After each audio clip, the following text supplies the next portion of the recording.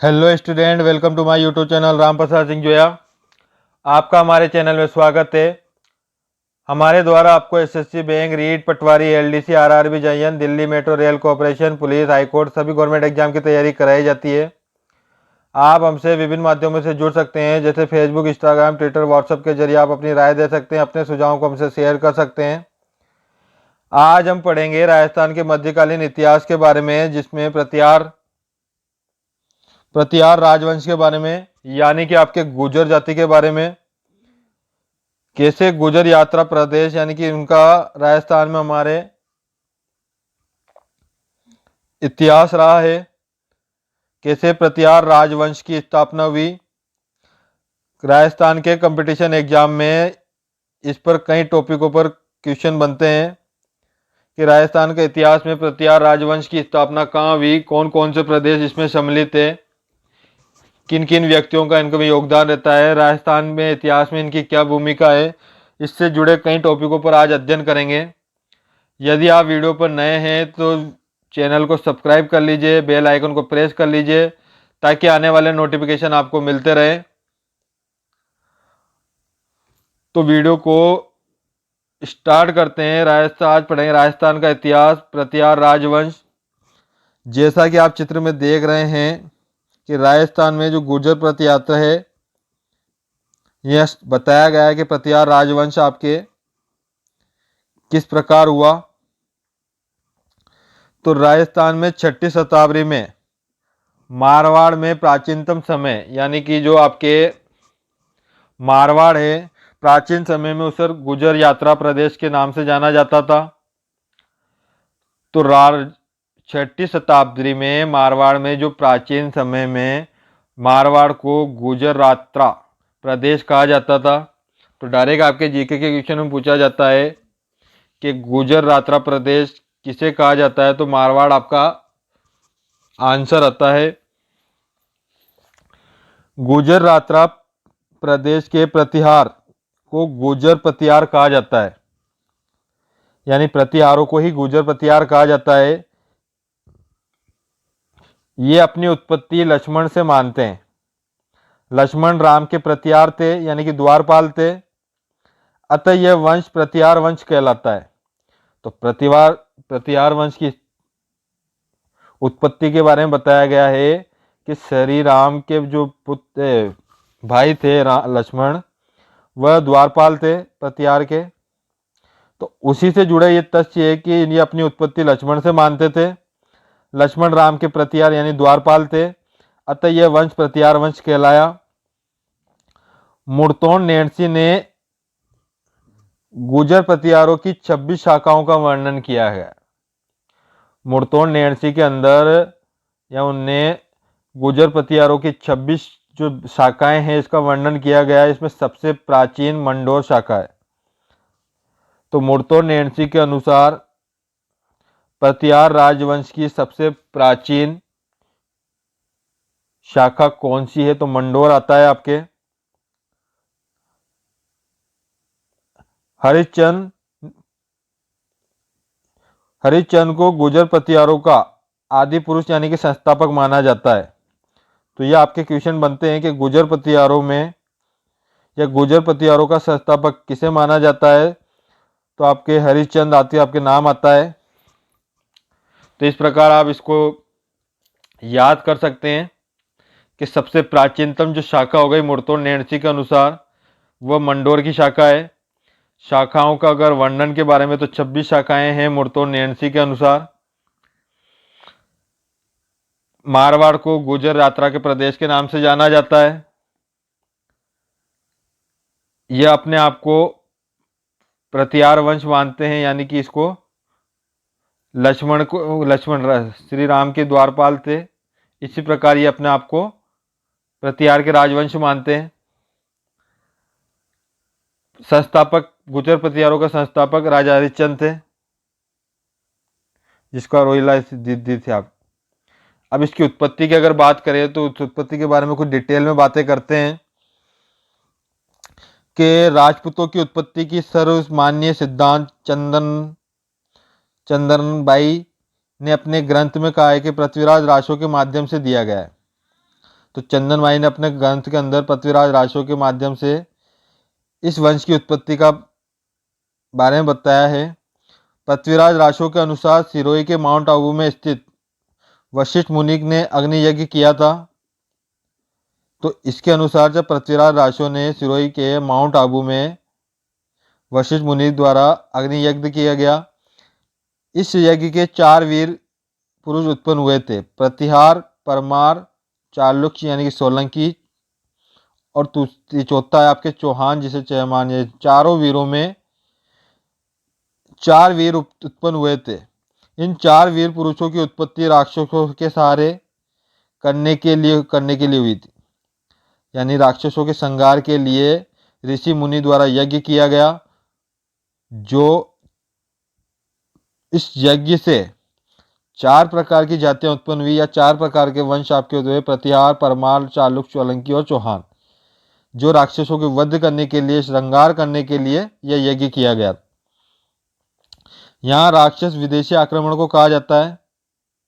यहाँ राक्षस का जो अभिप्राय है वो विदेशी आक्रमणों को किया जाता है। विदेशी आक्रमणों पर प्रमुख अरबकारी आक्रमणी को कहा जाता है। तो प्रतिहार ने राजस्थान में मुख्यतः बीनमाल, जालोर पर शासन किया। तो राजस्थान की जब बात होती है तो राजस्थान में प्रतिहार वंश की जो उत्पत्ति हो गई। अब इन्होंने जो शासन किया वह मुख्यतः बीनमाल, जालोर पर स्टार्ट किया, यानी कि जालोर से हुआ। प्रतिहारों ने 7वीं शताब्दी से लेकर 11वीं शताब्दी के बीच अरबी आक्रमणों में सफलता की और मुकाबला किया। अब राजस्थान में गुर्जर प्रतिहार वंश की स्थापना से जुड़े पहलू चलते हैं। तो गुर्जर प्रतिहार की कुल देवी चामुंडा माता जोधपुर थी। तो गुर्जर प्रतिहारों में इनकी कुल देवी चामुंडा माता जोधपुर थी। प्रतिहारों की उत्पत्ति के बारे में अलग अलग विद्वान ने अलग अलग बातें की है। आरसी मजूमदार के अनुसार प्रतिहार लक्ष्मण जी के वंशक थे। मी जैक्सन के प्रतिहारों को विदेशी माना। गौरी शंकर यानी हीराचंद ओझा ने प्रतिहारों को क्षत्रिय मानते थे। भगवान लाल इंद्र जी ने गुर्जर प्रतिहारों को गुजरात से आने वाले गुर्जर बताए। डॉक्टर कदीरम ने प्रतिहारों को कुषाणों के वंशक बताया। स्मिथ स्टैनफोनो ने प्रतिहारों को कुषाणों का वंशक मानते। तो अलग अलग व्यक्तियों द्वारा, अलग अलग विद्वानों द्वारा अलग अलग जो व्यक्ति स्थान और इनके सब अलग अलग है। तो इन्होंने अलग अलग कथन दिए गुर्जर के बारे में। ये गुर्जर यहाँ से आए, यह गुर्जर यहाँ से आए। मुर्तो नेंसी के अनुसार 26 शाखाओं का इसका वर्णन किया, जिसमें मंडोर मानी जाती है सबसे पुरानी। तो राजस्थान के इतिहास में जनरल जेम्स टोड द्वारा इनको विदेशी शक, कुषाण, हुण और सिथियन के मिश्रण की 5वीं संतान बताया गया है। प्रतिहारों ने मंडोर, बीनमाल, उज्जैन और कन्नौज पर अपनी शक्ति का प्रमुख केंद्र बनाकर शासन किया। तो आपको बस ये याद रखना है कि जो गुर्जर प्रतिहार वंश है आपके,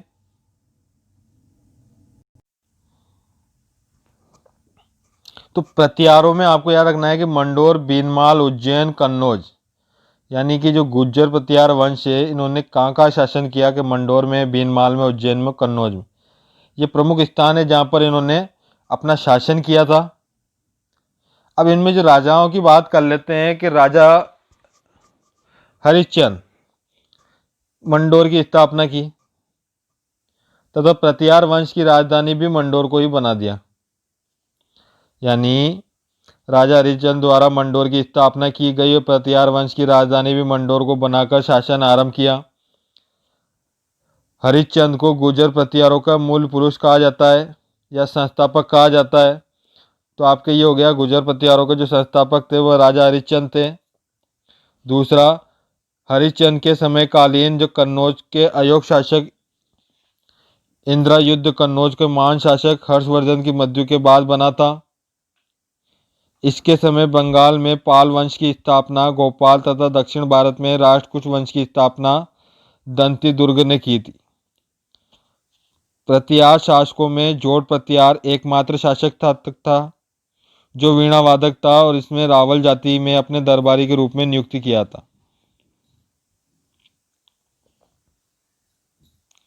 इसके बाद नागभट्टम प्रथम, जिसने 770 ईस्वी से 756 ईस्वी तक राज्य किया। इसमें प्रतिहार वंश की राजधानी बीमलवाल को बनाया। बीमलवाल की यात्रा चीनी यात्री के हेंगसोंग से की। हेंगसोंग ने बीमलवाल को पीली बिलो के नाम से पुकारा जाता है। बीनमाल में प्रतिहार वंश की शाखा रघुवंशी प्रतिहार शाखा भी कहते हैं। तो नागभट्ट प्रथम के समयकालीन जो प्रतिहार वंश की जो राजधानी है वो बीमलवाल को बनाया गया। अब इसमें जो चीनी यात्री हेंगसोंग है, इसने इसे अलग अलग नामों से पुकारा। नागभट्ट प्रथम को प्रतिहार वंश या साम्राज्य का वास्तविक संस्थापक माना जाता है। तो प्रतिहार राजवंश का वास्तविक संस्थापक कौन है? तो नागराज प्रथम का नाम आता है। इसके दरबार को नागावलोक दरबार कहते हैं। ग्वालियर का जो अभिलेख है वहाँ नागभट्ट प्रथम के यानी कि जो अरबियों का जो नाशक कहा गया है। नागभट्ट प्रथम को क्षत्रिय ब्राह्मण राम का प्रतिहार, नावागलोक नारायण की मूर्ति का प्रतीक चिन्ह, इंद्र का दम का नाश करने वाला आदि उपनामों से इसको जाना जाता है। इसने अपनी शक्ति का जो प्रथम केंद्र है वो उज्जैन यानी अवंती को बनाया, अर्थात उसकी दूसरी राजधानी उज्जैन मध्य प्रदेश बनाई। नागभट्ट के जो उत्तराधिकारी था वह कुकुज और देवराज बने। देवराज को उज्जैन का शासक बनाया गया। यह इसकी उपलब्धि हो गई। इसके बाद आपके वसराज आया, जिसने 1783 ईस्वी से 795 ईस्वी तक राज्य किया। वसराज के समय कालीन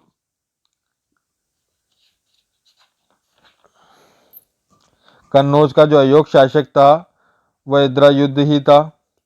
कन्नौज गंगा व यमुना के दाव के बीच स्थित है। तो कन्नौज के से अपने वसराज ने इसको बसाया। गंगा व यमुना के दाऊद के बीच कन्नौज पड़ता है। दोनों नदियों का जो क्षेत्र है वह दोब कहलाता है तथा यहाँ का जो क्षेत्र है वह अति उपजाऊ होता है। वतराज ने कन्नौज के अयोग्य शासक इंद्रयुद्ध को देखकर उस पर आक्रमण किया था तथा इंद्रयुद्ध को हराया था। लेकिन बंगाल के जो पाल वंश का जो शासक था वह धर्मपाल, उसको यह पसंद नहीं आया और धर्मपाल ने वसराज पर आक्रमण कर दिया। धर्मपाल को जीतने पर वह स्वयं मुंगेर के युद्ध में हार गया। दक्षिणी भारत में राष्ट्रकूट वंश के जो शासक थे ध्रुव प्रथम, जब उसको इस बात का पता लगा कि कन्नौज को लेकर प्रतिहार व पालों में मध्य मुकाबला हो रहा है, तो इस राष्ट्रकूट वंश के शासक ध्रुव प्रथम ने प्रतिहार वंश के शासक वसराज पर आक्रमण किया और उसे हराया। यहाँ पर जो कन्नौज से लेकर 3 वंश यानी कि प्रतिहार, पाल और राष्ट्रकूट तीनों के मध्य आपके मुकाबले बताए गए और इस मुकाबले को त्रिपक्षीय संघर्ष के नाम में जाना जाता है। तो वसराज से जुड़े युद्ध की कुछ बातें हैं। वसराज ने भीमराल में राजयुग यज्ञ किया। वसराज वैष्णव धर्म के संरक्षण देता था, इसलिए जवर राह भी कहा जाता है। वसराज ने मांडी वंश का हराया, इसके लिए रणहस्तिनी भी कहा जाता है। तो वसराज के अन्य नामों में आपके मांडी वंश, उसके हरस्त हस्तिनिया, दरबार में जो वसराज के दरबार में यानी कि जो ग्रंथ है आपके ये कुवलमाला 1778 ईस्वी में है। उसके और अन्य ग्रंथों में जीवन सेन सूरी जो ग्रंथ हरिवंश पुराण के हैं।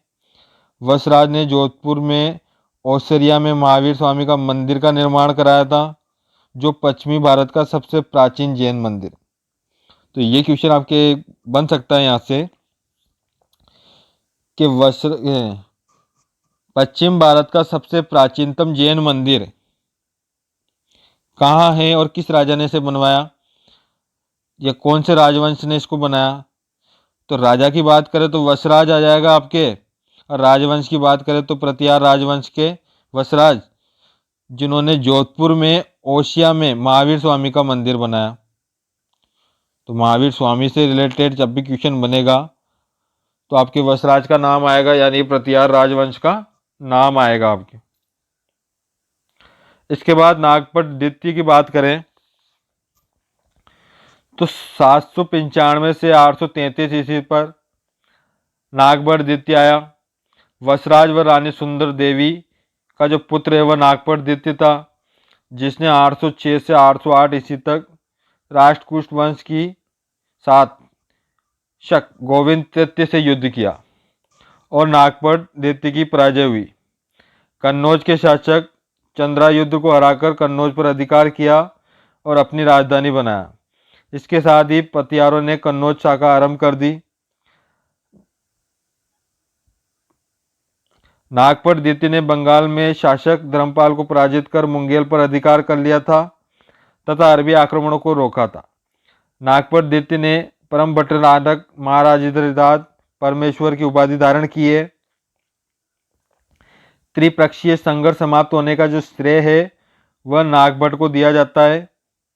नागभट्ट द्वितीय ने बुले केला जोधपुर में एक विष्णु शिव मंदिर का निर्माण कराया, जो वर्तमान में शिव पार्वती के रूप में विख्यात है। 1833 में नागभट्ट द्वितीय ने गंगा में जल समाधि ले ली थी। इसके बाद रामभद्र है आपके, जिन्होंने 1833 से 1836 ईस्वी तक राज्य किया। नागपट द्वितीय का पुत्र प्रतिहारों का शासक बना।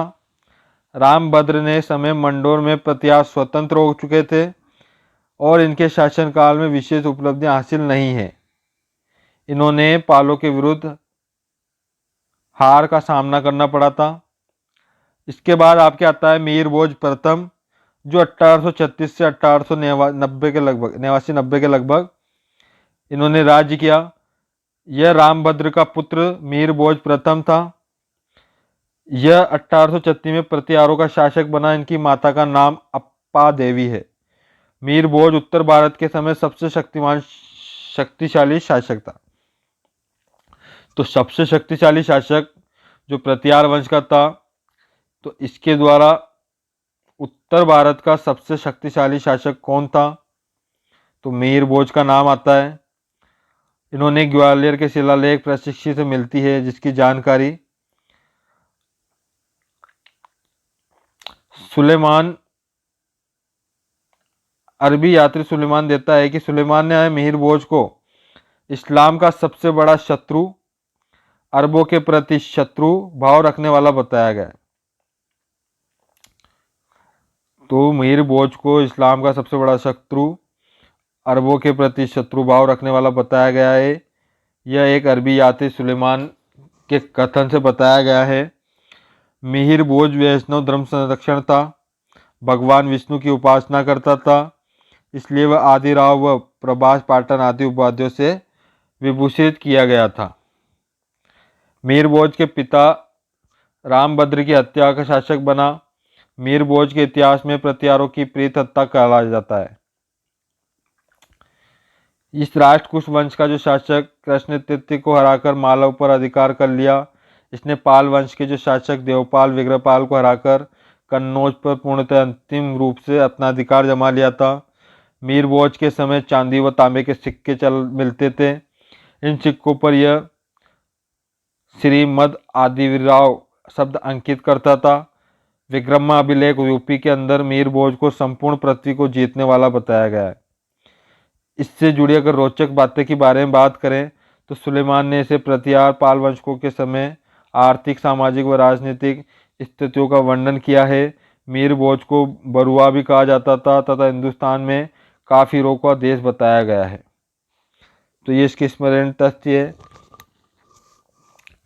इसके बाद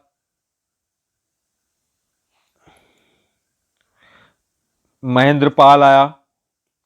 तो मीर भोज का जो पुत्र था महेंद्रपाल, वह प्रथम प्रतिहारों का शासक बना तथा महेंद्रपाल के जो दरबारी राजशेखर ने इसे निर्भया नरेश कहा। इसका दरबारी साहित्य गुरु राजशेखर था।